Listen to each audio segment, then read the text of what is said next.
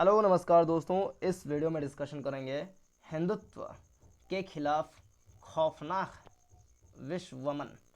लेकिन सबसे पहले समझ लें, एक प्रश्न उत्तर प्रदेश पीसीएस ने एक बार पूछा था। प्रश्न ये था कि हिंदुत्व अवधारणा का परीक्षण कीजिए, क्या यह धर्मनिरपेक्षवाद का विरोधी है।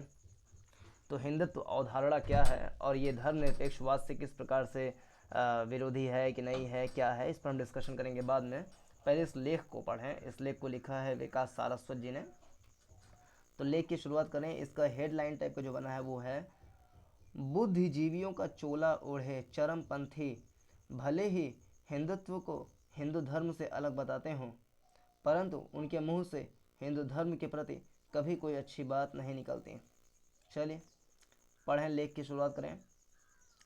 इतिहासकार के एस लाल के अनुसार वर्ष 1009 में महमूद गजनी के भारत आक्रमण और 1526 में पानीपत की पहली लड़ाई के बीच लगभग 8 करोड़ हिंदू लोग मुस्लिम आक्रांताओं द्वारा मारे गए। तो सबसे पहले हम थोड़ा सा इस कलर को पतला कर लें तो सही रहेगा।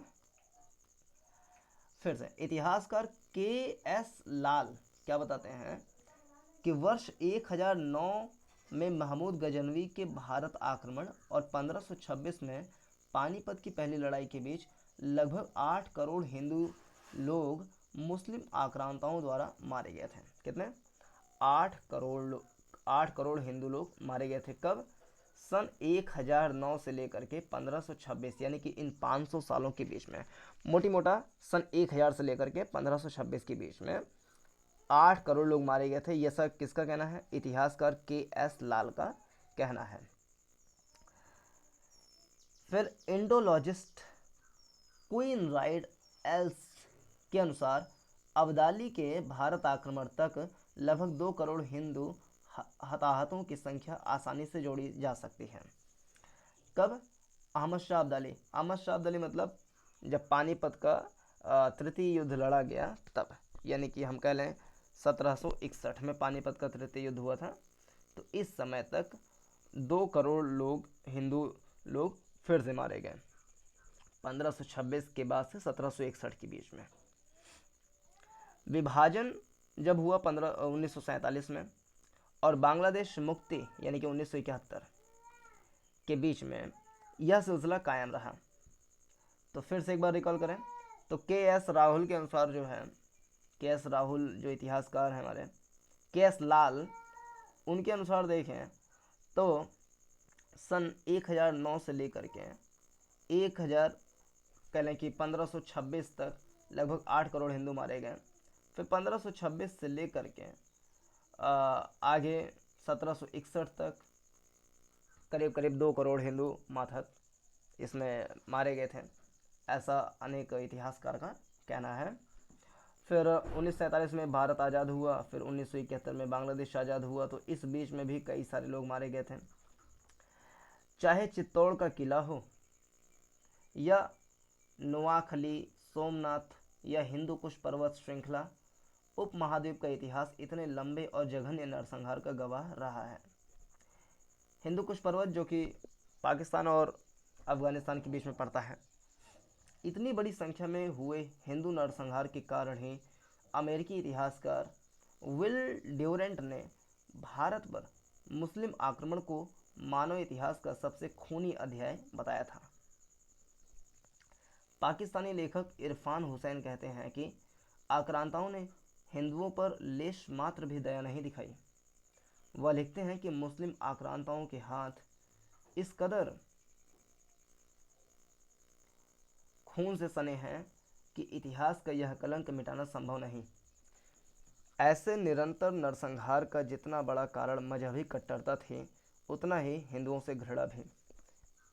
हिंदुओं के प्रति ऐसी ही घृणा अंग्रेजी साम्राज्यवाद और सुनियोजित मतांतरण का कारण बनी। यदि मुस्लिम आक्रांताओं ने अपने हिंदू विरोध और हिंदू घृणा को तलवार से प्रकट किया, तो पश्चिमी लेखक और बुद्धिजीवियों ने उसे संस्थागत और विचारगत रूप दिया।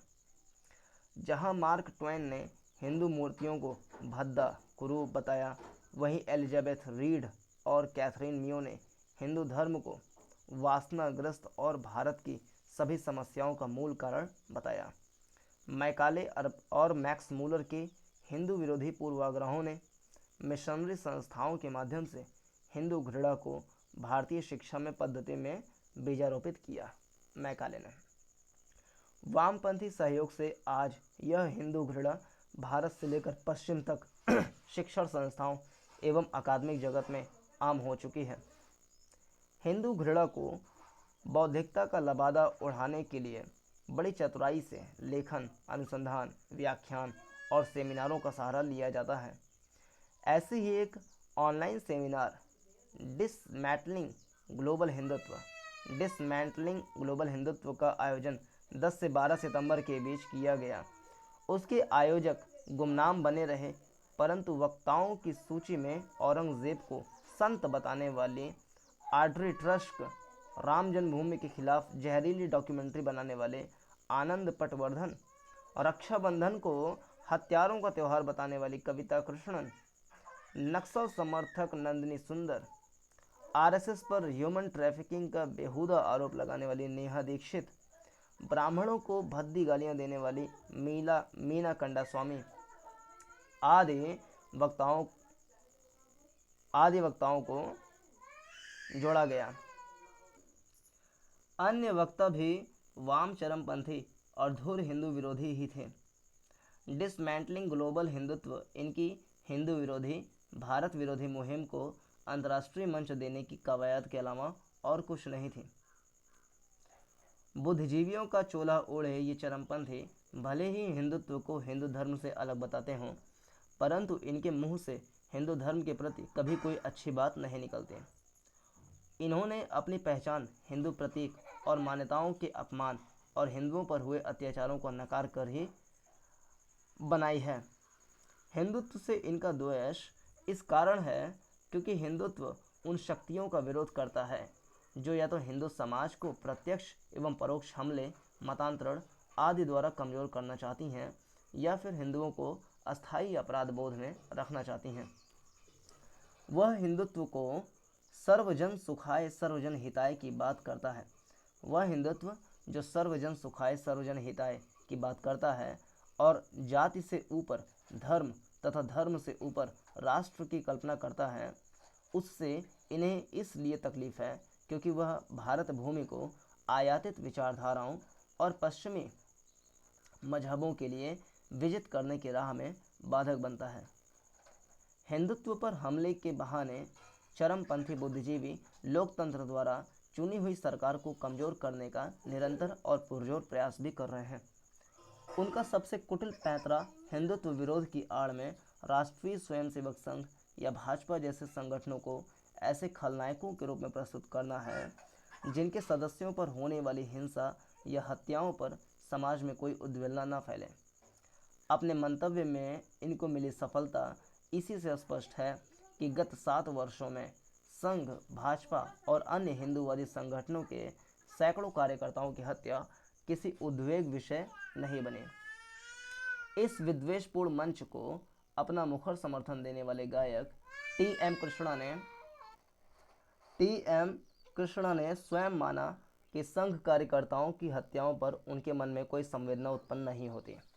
ऐसी क्रूर सोच के चलते धार्मिक घृणा से जनित अपराधों में बड़ी संख्या में मारे गए हिंदुओं पर मौन साध केवल मुस्लिम पीड़ितों की बात उठाकर इस वर्ग ने झूठे एक पक्षीय कथानक गढ़ने के प्रयास किए हैं। नागरिकता संशोधन कानून और बंगाल में चुनाव के उपरांत हुई व्यापक हिंसा इन्हीं के भड़कावे का परिणाम थे। डिसमेंटलिंग ग्लोबल हिंदुत्व के आयोजकों ने जिस पोस्टर का विमोचन किया वह नाजी प्रोपेगेंडा की तरह भयावह था।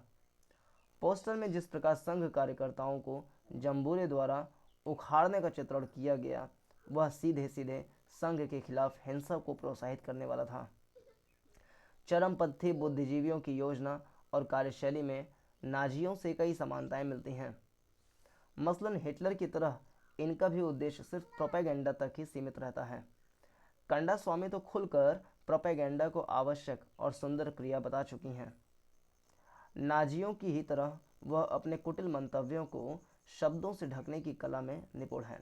जैसे हिटलर ने अपने प्रोपेगेंडा मंत्रालय का नाम प्रबोधन मंत्रालय रखा था, वैसे ही चरमपंथी बुद्धिजीवी अपने हिंसक मंसूबों को मानवता, सहिष्णुता और शांतिप्रियता जैसे प्रपंचों से अलंकृत करने में माहिर हो चुके हैं। डिसमेंटलिंग ग्लोबल हिंदुत्व को अमेरिका के नामचीन विश्वविद्यालयों का भी समर्थन मिला। ध्यान देने की बात यह है कि जिस घृणा और पूर्वाग्रह को बौद्धिक एवं अकादमिक मान्यता मिल जाए, उसका असर दूरगामी और भयावह होता है। यह आवश्यक है कि ऐसे कुत्सित प्रयासों की खुलकर निंदा की जाए, अन्यथा 1000 साल तक चले हिंदू नरसंहार में फिर एक दुखद अध्याय जुड़ने देर नहीं लगेगी। ये लेखक इंडिक अकादमी के सदस्य और वरिष्ठ स्तंभकार हैं, जो कि दैनिक जागरण में छपा लेख है ये। तो अब देखें उस प्रश्न पर जो कि यूपीपीसीएस में पूछा था कि हिंदुत्व अवधारणा का परीक्षण कीजिए, क्या यह धर्मनिरपेक्षवाद का विरोधी है। तो पहले समझ लें हिंदू क्या, हिंदुत्व क्या है। हिंदुत्व एक पंथ, एक पहचान और सिर्फ अवधारणा पर आधारित एक विचार है। हिंदुत्व क्या है? हिंदुत्व एक पंथ, पहचान और अवधारणा पर आधारित एक विचार है। हिंदुत्व हिंदू धर्म के राजनीतिक अनुयायियों की दृष्टि में भारत को सिर्फ हिंदू राष्ट्र के रूप में देखने की एक नवीन अवधारणा है। फिर से, हिंदुत्व एक पंथ, एक पहचान और सिर्फ अवधारणा पर आधारित एक विचार है। हिंदुत्व हिंदू धर्म के राजनीतिक अनुयायियों की दृष्टि में भारत को सिर्फ हिंदू राष्ट्र के रूप में देखने की एक नवीन अवधारणा है। हिंदूवादियों के मतलब कि हिंदुत्व मतलब कि हिंदू राष्ट्र, ऐसा कहना चाह रहा है। हिंदूवादियों के अनुसार हिंदुत्व कोई उपासना पद्धति नहीं बल्कि एक जीवन शैली है। जो हिंदूवादी हैं, जो हिंदू को जानकार हैं, हिंदू को जानने वाले हैं, उनका मानना है कि हिंदुत्व कोई उपासना पद्धति नहीं है, कि पूजा पाठ करने की पद्धति नहीं है, बल्कि ये एक जीवन शैली है। वीर सावरकर कहते हैं कि हिंदूवाद एक वाद के तौर पर धर्मशास्त्र है और हिंदुत्व मात्र एक शब्द नहीं बल्कि अपने में एक संपूर्ण इतिहास है। हिंदू एक जाति है जिसका सामुदायिक नाम ही हिंदू राष्ट्र है, जबकि स्वामी विवेकानंद के अनुसार हिंदुत्व का मूल मंत्र है जियो और जीने दो, जियो और जीने दो, live and let to live. ये जो नारा है, इसको स्वामी विवेकानंद ने हिंदुत्व के लिए कहा कि इसका मतलब होता है जियो और जीने दो तथा वसुधैव कुटुंबकम। उनके लिए हिंदुत्व एक सागर है जिसमें विविध मार्गों से बहने वाली हजारों नदियां आकर एक रूपी हो जाती हैं। तो ये था विवेकानंद का मंत्र। हिंदुत्व आंदोलन के प्रमुख विचार क्या हैं, यानी हिंदुत्व की परिभाषा क्या है, इसके लिए विचार क्या क्या हैं। हिंदुत्ववादी कहते हैं कि हिंदू शब्द के साथ जितने भी भावनाएं और पद्धतियां, ऐतिहासिक तथ्य, सामाजिक आचार विचार, वैज्ञानिक व आध्यात्मिक अन्वेषण जुड़े हैं, वे सभी हिंदुत्व में समाहित हैं। हिंदूवादियों के अनुसार हिंदुत्व किसी भी धर्म व उपासना पद्धति के खिलाफ नहीं है, यानी हिंदुत्व क्या है, वो किसी भी दूसरे धर्म के उपासना पद्धति के खिलाफ नहीं है। वे भारत में सुदृढ़ राष्ट्रवाद और नवजागरण लाना चाहते हैं। भारत में एक सुदृढ़ राष्ट्रवाद यानी नेशनलिज्म और नवजागरण यानी कि रेनेसेंस लाना चाहते हैं। उसके लिए हिंदू संस्कृति लाना जरूरी है, हिंदुत्व का बढ़ना जरूरी है। अगर समृद्ध हिंदू संस्कृति का संरक्षण न किया गया तो विश्व से ये धरोहरें मिट जाएंगी। आज भोगवादी पश्चिमी संस्कृति से हिंदू संस्कृति को बचाने की आवश्यकता है। हिंदुत्व गाय पशु का संरक्षण करता है, यानी हिंदू जो है वो गाय पशु का संरक्षण करता है। वह ईसाई एवं इस्लामिक संस्कृति को इनके संरक्षण के खिलाफ मानता है। स्वामी विवेकानंद के अनुसार हिंदुत्व कोई धर्म नहीं है, यह एक ऐसा सिद्धांत है जो सभी धर्मों को समभाव से देखता है, यानी सर्वधर्म समभाव जो है वो है हिंदुत्व। वसुधैव कुटुंबकम ये है, जिए और जीने दो ये है हिंदुत्व की अवधारणा। अंबेडकर के अनुसार कोई भी देवता दलितों के कारण भ्रष्ट नहीं होता है, अछूतों के लिए अलग से मंदिर की कोई आवश्यकता नहीं है। अंबेडकर क्या कहते हैं कि कोई भी देवता दलितों के कारण भ्रष्ट नहीं होता है। अछूतों के लिए अलग से मंदिर की कोई आवश्यकता नहीं है। हिंदुत्व की परिभाषा जो सवर्णों के लिए है वही दलितों के लिए भी है। दलित हिंदू धर्म का एक अभिन्न हिस्सा है, लेकिन छद्म हिंदूवादी देश और दलित दोनों के लिए खतरा है। तो अम्बेडकर जी का ये विचार है कि दलित हिंदू धर्म का एक अभिन्न हिस्सा है। दलित जो है हिंदू धर्म का एक अभिन्न हिस्सा है, ऐसा अम्बेडकर जी का कहना है। हिंदुत्व के बारे में जो दूसरे धर्म है या दूसरे पंथ हैं उनके क्या विचार हैं उसको भी देखें। मुसलमानों के अनुसार हिंदुत्व एक ऐसी कट्टर विचारधारा है जिसके मूल में मुसलमानों का विरोध होना ही पहचान है। तो मुसलमानों का कहना है कि हिंदुत्व जो है एक कट्टर विचार है जो कि मुसलमानों के विरोध में चलता है। ईसाइयों के अनुसार हिंदुत्व एक ऐसी विचारधारा है जो दूसरे पंथ के लोगों को हिंदू धर्म में धर्मांतरित करने का प्रयास करता है, यानी मतांतरण की बात करता है ईसाई। हिंदुत्व एक फांसीवादी विचार है जो यहूदियों के विचार पर आधारित है और जर्मनी के नाजीवाद का समर्थन करता है, ऐसा भी कुछ का कहना है। संक्षेप में कहें तो हिंदुत्व सिर्फ एक राजनीतिक विचारधारा है। हिंदुत्व क्या है? एक राजनीतिक विचारधारा है। कुछ कहते हैं ये एक जीवन शैली है। स्वामी जी कहते हैं कि ये एक धर्म नहीं बल्कि एक विचार है जो कि जियो और जीने दो, वसुधैव कुटुंबकम की नीति पर चलता है। कुछ लोग कहते हैं कि ये एक राजनीतिक विचारधारा है जो भारत के आधुनिक लोकतांत्रिक धर्मनिरपेक्ष मूल्यों के खिलाफ है। आधुनिक भारत भी पुरातन धर्मनिरपेक्ष भारत का ही सनातनी रूप है और इस पर विवाद वही लोग कर सकते हैं जो भारत को एक लोकतांत्रिक देश के रूप में विकसित नहीं होने देना चाहते हैं।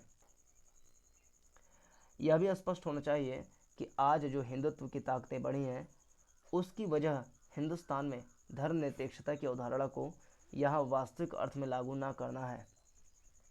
यानी सेकुलरिज्म फिक्स लागू नहीं हो पा रहा है, इसलिए हिंदुत्व बढ़ रहा है, ऐसा मानना है। धर्म और धर्मनिरपेक्षता की अवधारणा भिन्न भिन्न है और उसे आपस में मिलाया नहीं जाना चाहिए। धर्मनिरपेक्षता का मतलब सिर्फ और सिर्फ धर्म का राज्य से पूर्ण अलगाव है।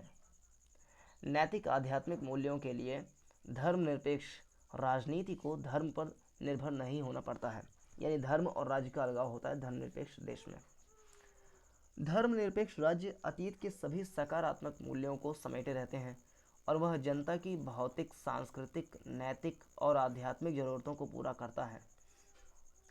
जनता की प्रगति और विकास के लिए यह जरूरी है कि धर्मनिरपेक्ष लोकतांत्रिक मूल्यों की दृढ़ता से रक्षा की जाए। जहाँ तक धर्म की बात है वह लोगों का व्यक्तिगत मामला है, उसमें राज्य द्वारा अनावश्यक हस्तक्षेप नहीं होना चाहिए। लोगों को अपने विश्वास के हिसाब से धार्मिक व्यवहार करने की छूट होनी चाहिए। किसी भी पंथ या संप्रदाय को दूसरे पंथ या संप्रदाय पर अपने विश्वास नहीं थोपना चाहिए। हिंदू धर्म में भी इसी प्रकार की चर्चा की गई है जो कि आधुनिक हिंदुत्व की राजनीति में कहीं नहीं शामिल है। इस प्रकार हम कह सकते हैं कि हिंदुत्व की अवधारणा धर्मनिरपेक्षवाद नहीं है। उच्चतम न्यायालय ने 1995 में अपने एक निर्णय में कहा था कि हिंदुत्व धर्म नहीं है, वो जीने का एक तरीका है। फिर से 1995 में सर्वोच्च न्यायालय ने कहा था कि हिंदुत्व धर्म नहीं है, वो जीने का एक तरीका है।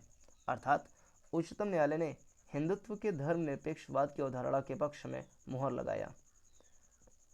लेकिन वर्तमान समय में हिंदुत्व को लेकर जो नकारात्मक राजनीति और छवि बन रही है, जगह जगह हिंदुत्व के नाम पर लोगों की हत्या, गाय की रक्षा के नाम पर भीड़ तंत्र द्वारा इंसानों की हत्या तथा राजनीतिक लाभ के लिए धार्मिक हिंदू अधार्मिक हिंदू में विभाजन जैसे विघटनकारी विचारों में वृद्धि को देखते हुए उच्चतम न्यायालय ने हाल ही में कहा था कि हिंदुत्व शब्द पर एक बार पुनः पुनर्विचार करने की आवश्यकता है। तो ये था हिंदुत्व अवधारणा किस प्रकार से, और ये धर्मनिरपेक्ष का विरोधी क्यों है, कैसे है, इसका हमने देखा। तो इस वीडियो में इतना ही। पूरा देखने के लिए धन्यवाद। नमस्कार, जय हिंद।